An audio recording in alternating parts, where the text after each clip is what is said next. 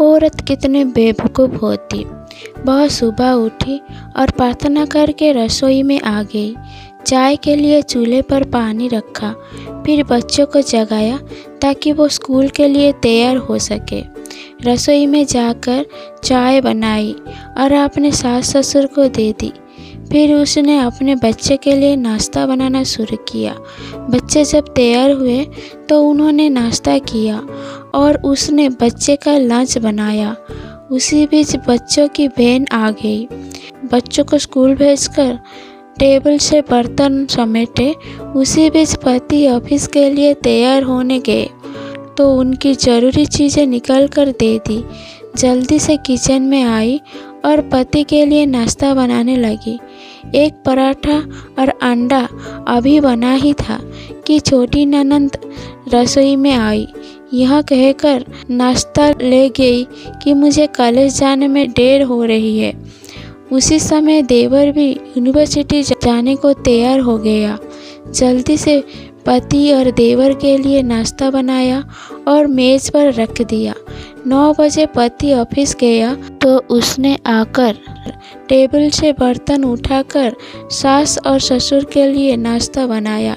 जब तक सास ससुर ने नाश्ता किया तब तक वह रसोई साफ कर बर्तन धो चुकी थी। सास ससुर के नाश्ते के बर्तन समेटे ही रही थी कि तभी सफाई वाली मौसी आ गई तो उनके साथ मिलकर घर की साफ सफाई की। मौसी को विदा किया तो 11 बज चुके थे। तभी घंटी बजी और उसकी विवाहित ननंद अपने 2 बच्चे के साथ आ गई। मेहमानों के लिए जल्दी जल्दी चाय और उसके साथ कुछ नाश्ता बनाया। उसी समय 12 बज रहे थे। वह जल्दी में रसोई में खाना बनाने गई तो सास के आवाज़ आई, आज अपनी ननंद के लिए कुछ अच्छा बनाना। उसने ननंद के लिए स्वादिष्ट खाना बनाया और जल्दी जल्दी रोटी बनाने लगी क्योंकि 1 बजे थे और उसके बच्चे आने वाले थे। बच्चे जब स्कूल से आए तो उन्होंने मुंह हाथ धोए, कपड़े बदले और उसने उन्हें खाना खिलाया। तभी कॉलेज से छोटी ननंद भी आ गई और देवर भी वापस आ गया।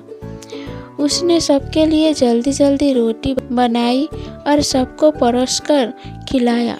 जब सब खाकर उठे तो 3 बज चुके थे और उसे अचानक भूख लगी।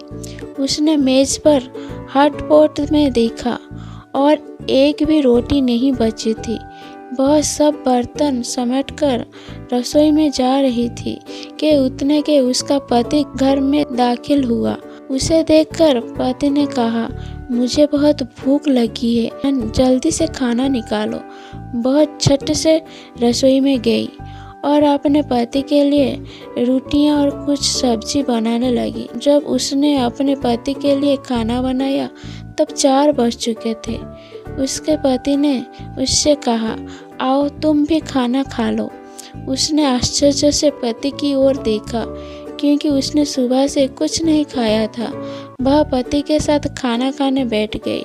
जब उसने अपने मुंह में रोटी का टुकड़ा रखा तो उसकी आंख से एक आंसू निकला। उसके पति ने पूछा, तुम रो रही हो, क्यों?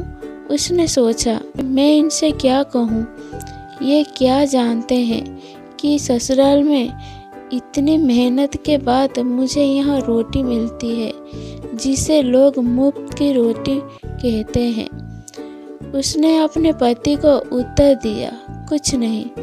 उसके पति ने कहा, स्त्री कितना बेवकूफ़ होती है, किसी कारण के बिना भी रोने लगती है।